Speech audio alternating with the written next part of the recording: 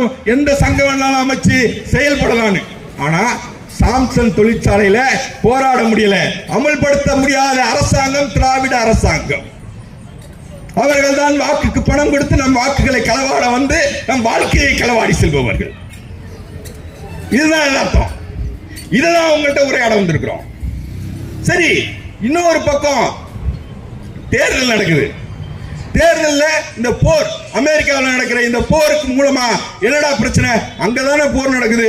அந்த நாட்டில் இருக்கிறவன் முஸ்லிம்களுக்குள்ள ஷியா முஸ்லிம் சன்னி முஸ்லிம்னு பிரச்சனையை ரெண்டு பேருக்கும் சண்டையை மூட்டி விட்டு ரெண்டு பேருக்கு இடையில ஒரு பெரிய போரை மூட்டி விடலான்னு நினைச்சு அவனுக்கு ஆயுதம் இருக்கிறதுக்கு இந்த போர் நடக்குது.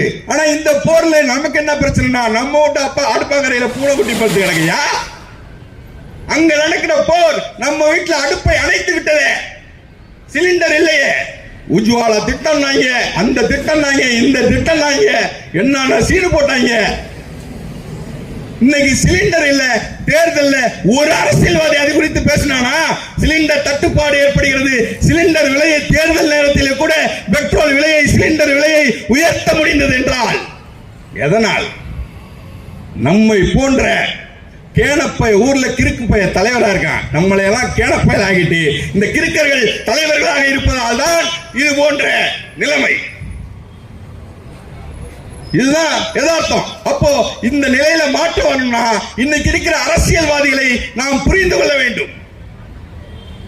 இவர்கள் எல்லாம் நம்முடைய வாழ்க்கை மாற்றத்திற்கான உண்மையான அரசியல்வாதிகள் அல்ல. அரசியல் என்றால் சம்பாதிப்பதற்கான ஒரு தொழில் என்று அதை தொழில் முறையாளர்களாக வருகை புரிந்தவர்கள்.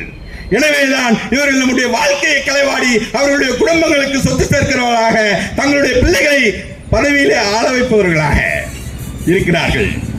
இதை மாற்ற வேண்டுமானால், இதை மாற்றுவதற்கு தான் எங்களை போன்ற புரட்சிகர இயக்கங்கள் வீதி வீதியாக உங்களோடு வந்து நின்று குரல் கொடுக்கிறோம், உறவாடுகிறோம், உரையாடுகிறோம், போராடுகிறோம்.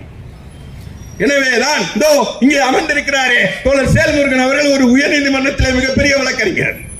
அவருடைய ஒரு வழக்குக்கு பல லட்சம் ரூபாய் இங்கே வழக்குக்கு தொகையாக வாங்கி கொண்டு நீதிமன்றத்தில் வழக்காட முடியும். இந்த மாதிரி வீதியில வந்து உட்கார்ந்து அவசியம் இல்லை.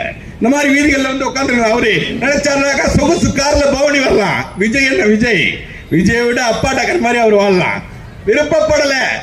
அவர் இந்த மக்களுக்கு பணி செய்து கிடப்பதே என் கடன் என்று மக்கள் வாழ்வதற்காக, மக்களுடைய நலத்திட்டங்களுக்காக தன்னை அர்ப்பணித்துக் கொண்டு குடும்பமாக இதோ இந்த வீதியிலே மக்களுக்காக போராட வந்து களமிறங்கி கிடக்கிறார்.